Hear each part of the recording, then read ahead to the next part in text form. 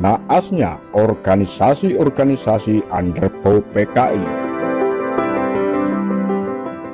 Setelah G30S 1965, kantor PKI beserta gedung-gedung milik lembaga-lembaga yang terkait dengan PKI diambil alih.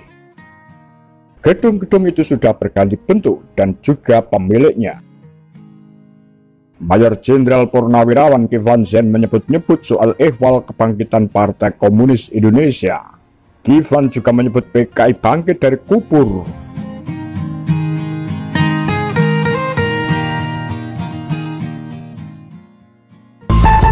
Setelah gerakan 30 September 1965,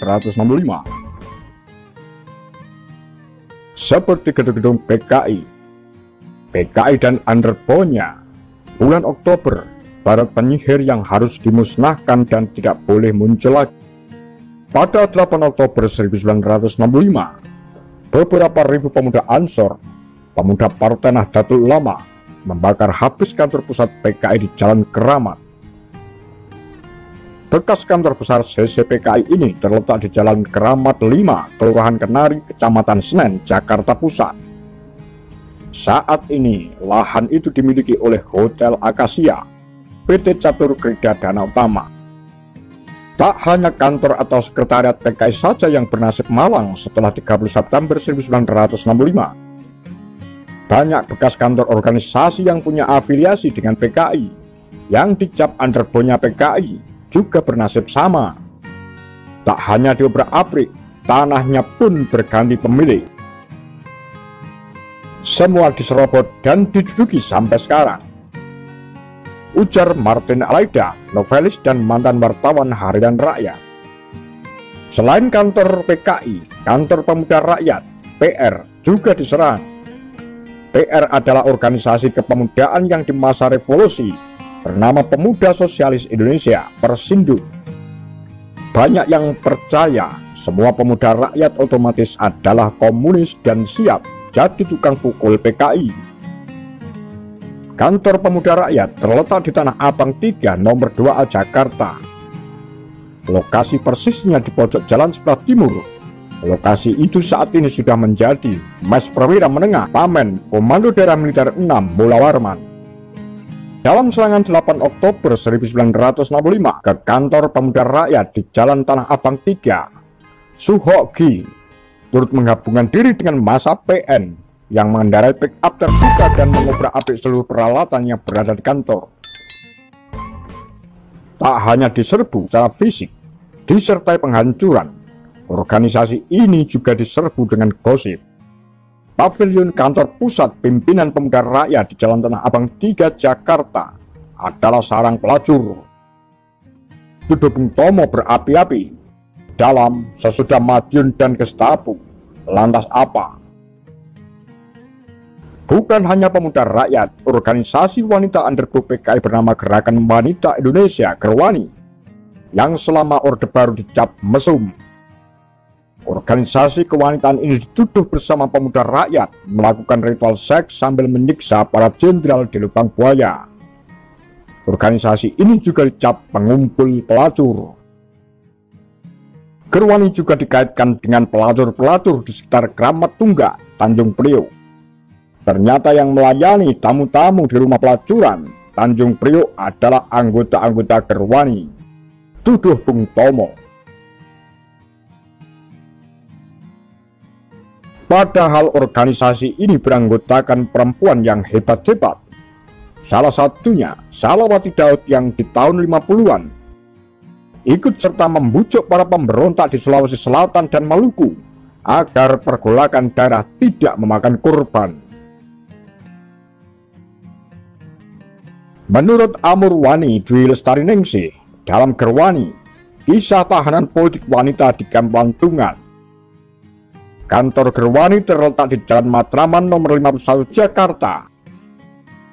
Letaknya di seberang Jalan Toko Buku Gramedia Matraman.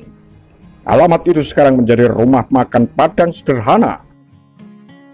Martin Alaida membenarkan jika areal rumah makan itu dulunya kantor Gerwani. Bicara soal tempat kerjanya dulu, Harian Rakyat Martin masih tentu juga mengingat surat kabar ini dianggap sebagai corong PKI. Moto surat kabar ini adalah untuk rakyat hanya ada satu harian, harian rakyat. Tentu saja sejarah harian rakyat kini tidak berjejak lagi.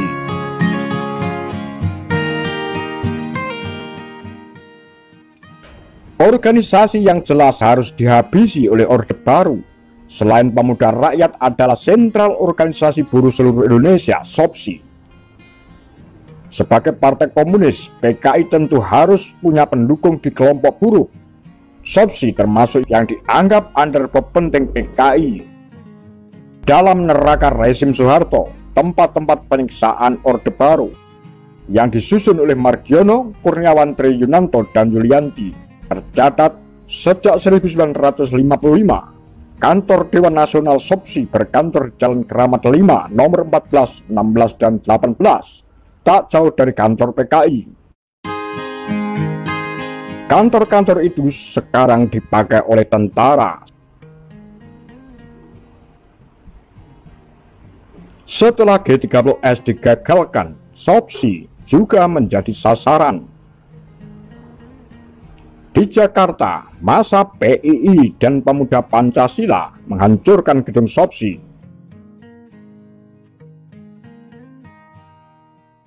Saat ini, bekas markas SOPSI sudah beralih fungsi. Di Jalan Keramat 5 nomor 14 tersebut berdiri Musola Al-Hikmah. Di Jalan Keramat 5 nomor 18A saat ini telah menjadi Komisariat Partai Katolik Jakarta dan juga menjadi Sekretariat Pengurus Pusat dan Perwakilan DKI Jakarta dari Yayasan Kasimo. Sebagai lembaga kebudayaan yang dekat dengan PKI, lembaga kebudayaan rakyat Lega pun kena rampas. Menurut Salim Said dalam buku Gestapo 65, PKI Aidit Soekarno dan Soeharto, markas Lega Jalan Cidurian 19, Cikini, Jakarta Pusat adalah rumah milik Oi Hai Jun bersama istrinya Jin Luki. Rumah mereka kemudian diambil alih oleh tentara. Lembaga-lembaga pendidikan terkait dengan PKI tentu juga menjadi sasaran. Menurut Daniel Dakidain dalam Cendekiawan dan Kekuasaan dalam Negara Orde Baru, lembaga-lembaga itu antara lain Akademi Ilmu Politik Bakharudin, Akademi Teknik Insinyur Anwari, Akademi Jurnalistik Dr. Rifai, Akademi Sastra Multatuli, Akademi Ilmu Ekonomi Dr. Ratulangi, Akademi Ilmu Sejarah Ronggo Warsito, Universitas Rakyat Indonesia, Universitas Respublika, Akademi Ilmu Sosial Ali Arham, Sekolah Pertanian Ekom, dan lain sebagainya, yang ditutup Brigadir Jenderal Dr. Syarif Tayyip berdasarkan surat keputusan Menteri PTIP nomor 1/Dar tahun 1965.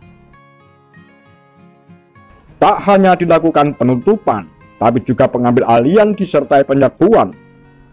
Nasibnya mirip kantor PKI, SOPSI, atau Pemuda Rakyat.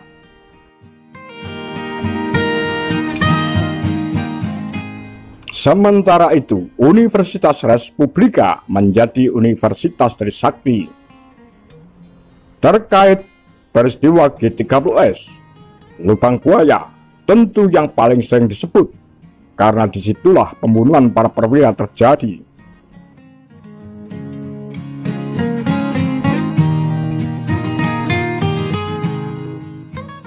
Demikian kura-kura, tagar lambe sundel.